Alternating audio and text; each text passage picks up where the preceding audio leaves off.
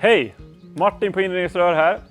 Idag ska vi bygga 2 hyllkonsoler till den här brädan som jag har hittat.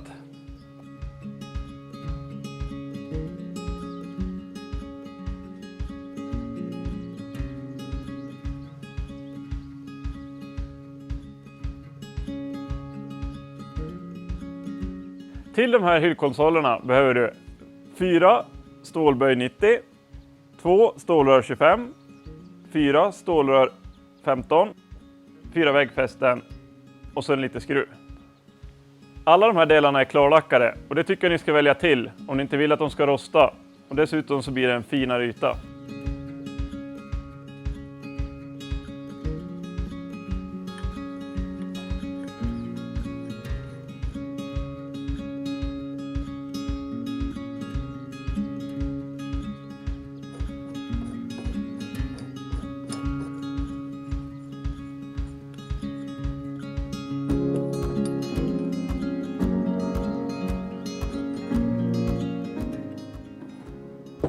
Sådär, då är det bara att skruva upp den på väggen.